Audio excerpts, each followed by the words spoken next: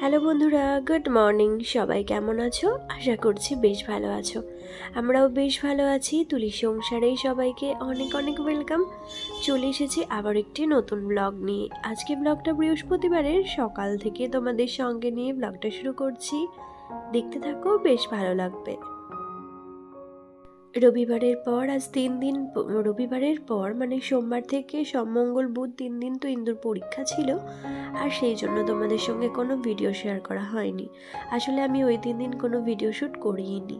তো আবার বৃহস্পতিবার সকাল থেকে তোমাদের নিয়ে ব্লগটা শুরু করছি। সকালবেলা বেশ অনেকক্ষণ হয়েছে। ইন্দু তো আজকে আর স্কুল যায়নি, কারণ হচ্ছে যেহেতু ওর কালকে পরীক্ষা শেষ হয়েছে, তো আজকেও স্কুল যেতে আর ইচ্ছে করছিল না, আর আমিও আর জোর করে পাঠাইনি। তো তারপর ওরা দুজনে কিন্তু একটু সকাল সকালই আজকে উঠে গেছে বলতে পারো, দু বোনেতেই। আর আমি একটু সকালের দিকে হাঁটতে গিয়েছিলাম অনেক দিন পর, কারণ হাঁটতে যাওয়া এখন প্রায় বন্ধ করে দিয়েছি। তার আরও একটা কারণ হচ্ছে আমার প্রচণ্ড ঠান্ডা লেগে যায়, আর এই ঠান্ডা লাগার ফলে, আর এখন তো ধরো বেশ ঠান্ডাটাও হালকা হালকা পড়ছে, তো যার ফলে আমার খুবই ঠান্ডা লেগে যাচ্ছে। আর ওই যে হাঁচি কাশি এই সমস্ত কিছু শুরু হয়ে যাচ্ছে, সেই জন্য আমি হাঁটতে যাওয়াটা বন্ধ করে দিয়েছি। বাড়ির মধ্যেই যতটুকু ব্যায়াম করার সেটুকুই করি। তো খাওয়া দাওয়া একটু একটু কন্ট্রোল করি, এভাবেই কিন্তু চলছে। যাই হোক, সেই জন্য সকালবেলা ঘুম থেকে উঠে ভাবলাম আগে এসে তারপর বিছানাটা গুছিয়ে নিই। যেহেতু মেয়েরাও উঠে পড়েছে, তাই বিছানা গুছিয়ে নিয়ে তারপর যাব রান্নাঘরে। এদিকে ওই ঘরে বিছানাটা গোছানো তো হয়েই গেছে, আর তার সঙ্গে এই ঘরে বিছানাটাও গুছিয়ে নিচ্ছি। ভাইও আজকে খুব সকাল সকালই বেরিয়ে গেছে, তো সেই জন্য বাড়িতে মানে সেরকম কেউই নেই বলতে পারো, আমরাই 4 জনে ছিলাম। তো সেই হিসেবে এই ঘরে বিছানাটাও সুন্দর করে গুছিয়ে নেব। আর ওই ঘরে বিছানা গোছানোর সময় দেখতেই পেলে যে বিছানার মধ্যে জলের বোতল, বডি লোশন, ক্রিম সব কিছুই। আসলে কি, রাত্রেবেলা শোবার সময় বডি লোশন, ক্রিম সমস্ত কিছু নিজেও যেমন মাখি, মেয়েকেও তো মাখাতে হয়, সেই জন্য সব কিছু নিয়েও আমাকে কিন্তু বিছানায় শুতে হয়। তো সেই জন্য বিছানার মধ্যে সব কিছুটাই থাকে। আর এই ঘরটা একটু অগোছালোই হয়ে গেছে, ভাবছি কালকে এই ঘরটা একটু ক্লিন করে নেব। তো যদি করি তখন তোমাদের সঙ্গে শেয়ার করব অবশ্যই, হয় কাল বা পরশু, এই দুদিনের মধ্যে। চলো, ঘর গোছানো হয়ে গেছে, চলে এসেছি রান্নাঘরে চা করার জন্য। আর আজকে না একটু আদা দিয়ে চা করব ভাবছি। ভাবছি নয়, করছিও। কারণ হচ্ছে এমনি সকালবেলা একটুখানি আদা দিয়ে চা খেলে কিন্তু গলাটা বেশ ভালো থাকে, আর আদা চা তো বেশ ভালোই লাগে খেতে। তো সেই জন্য একটু আদা চা বসিয়ে দিয়েছি, আমিও এখান থেকে একটুখানি খেয়ে নেব। আর এই শীতের দিনে সকালবেলা একটু চা না খেলে মনে হয় যেন ঘুমটাই ভাঙছে না, তাই না? তো সেই জন্য একটু ভালো করে দুধ চা বসিয়ে দিয়েছি, সঙ্গে মানে বিস্কুটও আছে। আজকে আর পাউরুটি এসব কিছু নেই, আর আমাদের বিস্কুটটা না শেষ হয়ে গিয়েছিল, তো তোমাদের দাদাকে কালকে বলেছিলাম বিস্কুট আনার জন্য। তো এই যে বিস্কুটের পাহাড় নিয়ে চলে এসেছে।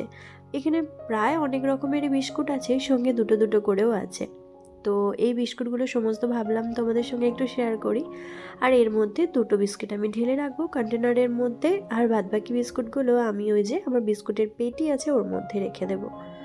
তো বিস্কুটগুলো এই মিষ্টি বিস্কুট, এটা যদি আমার মেয়েরা খুব একটা বিস্কুট খায় না জানো তো, ওই আমি মাঝে মধ্যে খাই। আর মাঝে মধ্যে বলতে গেলে চায়ের সঙ্গে এই সকালের দিকটা দুটো এরকম বিস্কুট খাই।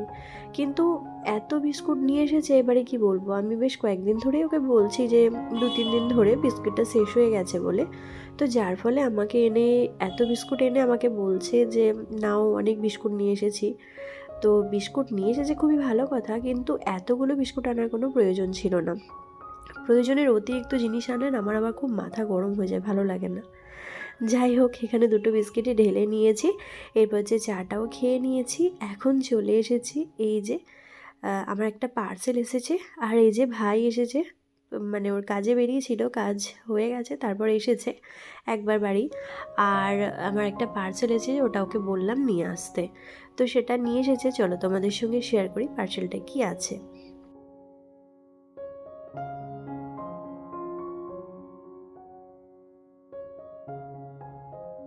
তো এই পার্সেলটা আমি অর্ডার করেছিলাম আমার বিনির জন্য।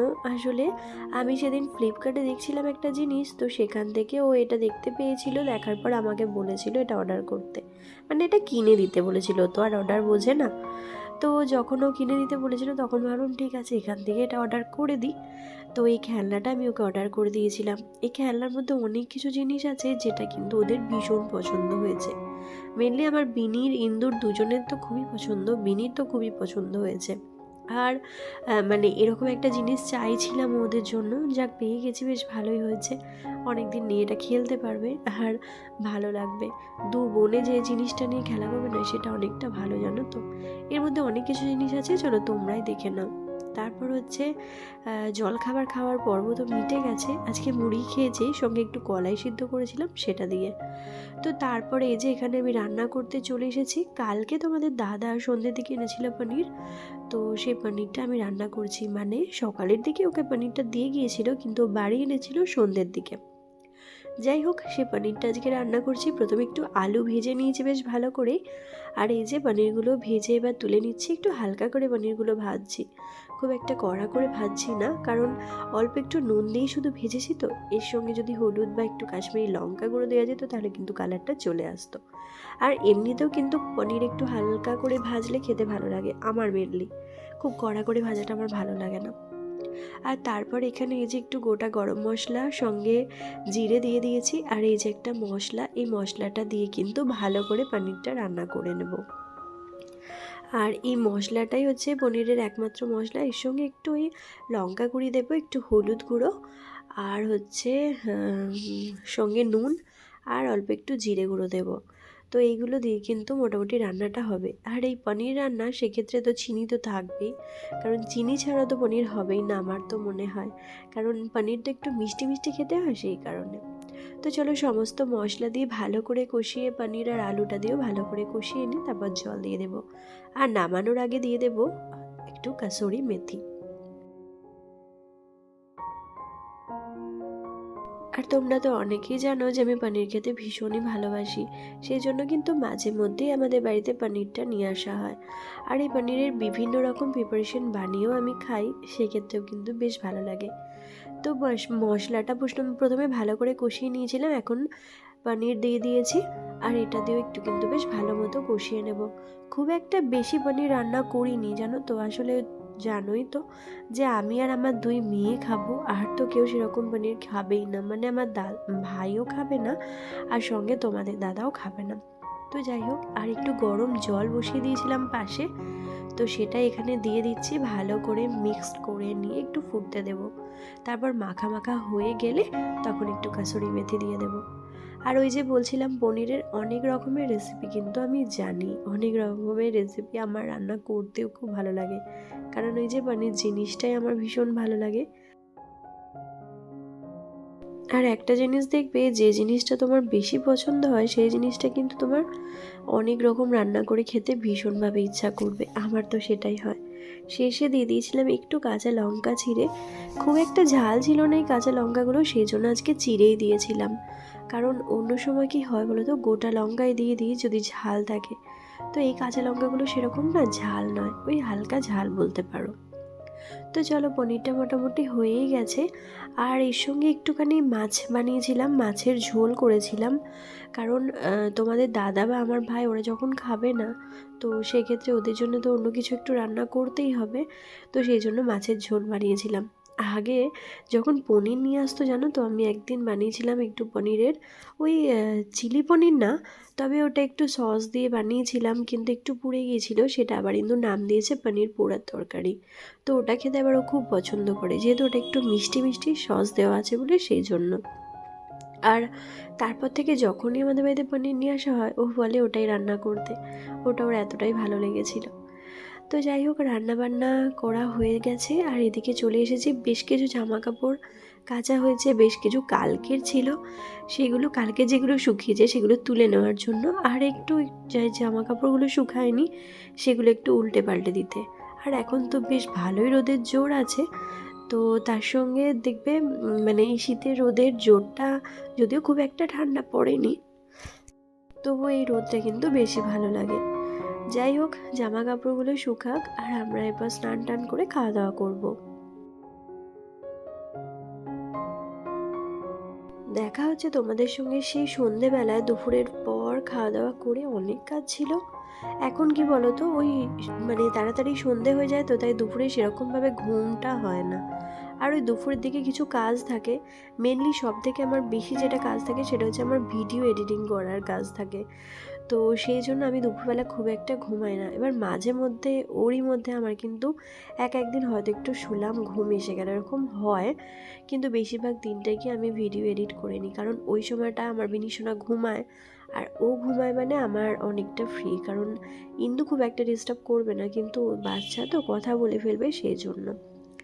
তো আমি এখানে ভাবলাম সন্ধ্যের দিকে মেয়েদের জন্য একটু সুজি বানিয়ে নিই, ওদেরকে দেবো, ইন্দু আর বিনিকে। তো বিনি যেই দেখেছে মা সুজি বানাচ্ছে, তখন ওকে আমার সঙ্গে একটু হেল্প করতেই হবে। আর ওকে যদি না করতে দিয়েছি সেক্ষেত্রে ও কিন্তু ভীষণ কান্নাকাটি করবে। তো সেই জন্য ওকে প্রথমে একটু সুজি ঢালতে দিলাম, মানে চামচে করে একটু দিতে দিলাম। তো তারপর এখানে দেখো দুধ সুজি বানানো হয়ে গেছে, আর একটু অল্প দুধ নিয়ে না একটু পাতলা করে নেব, একটু মোটা হয়ে গেছে। তো যাই হোক, এটা চলো ওদেরকে আগে খাইয়ে নিই। দুজনকার জন্য দুটো বাটিতে নিয়ে নিয়েছি, এরপর খাইয়ে নেব। তারপর হচ্ছে মানে অন্য কাজ, আমার ওই যে রাতের রান্নাবান্না যে সমস্ত কিছু থাকে না, সেগুলো করে নেব।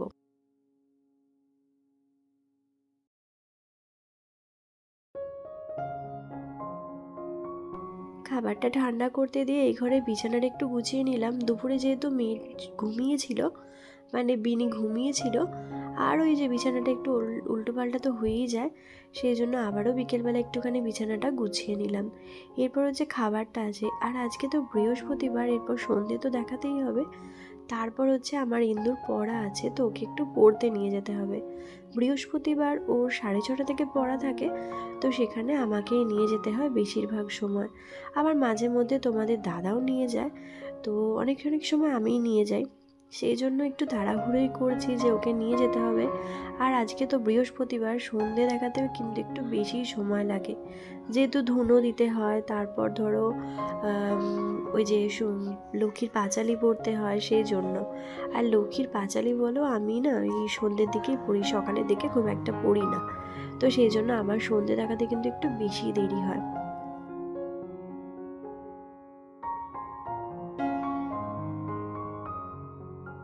আর সেই জন্য অনেক অনেক সময় আমি কি করি বলো তো, যদিও 6টা থেকে পড়া থাকে না, আমি একটু আগে আগে ওকে দিয়ে চলে আসি। তো দিয়ে এসে তারপর শান্তি মনে আমি কিন্তু সন্ধ্যেটা দেখাই। কারণ কি, আমার ইন্দুর হচ্ছে যেখানে পড়া থাকবে সেখানে ওকে এত তাড়াতাড়ি করবে ও যাওয়ার জন্য, যদিও যেতে না পারে, মানে যদিও ফার্স্টে বসতে না পারে, তো সেই হিসেবে ভীষণই মানে ছটফটেগিরি করে।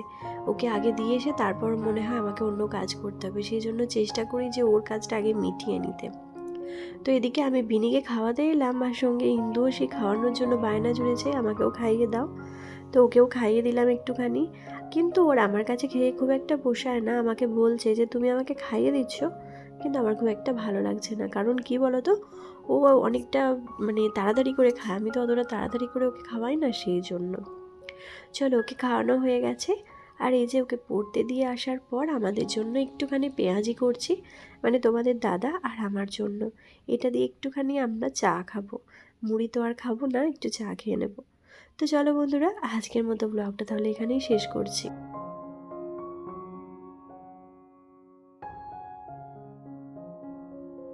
তো দেখা হবে তোমাদের সঙ্গে খুব তাড়াতাড়ি পরবর্তী ব্লগে। ততক্ষণের জন্য সবাই ভালো থাকবে, সুস্থ থাকবে, সাবধানে থাকবে। আজকে ব্লগটা কেমন লাগলো অবশ্যই জানাবে। টাটা।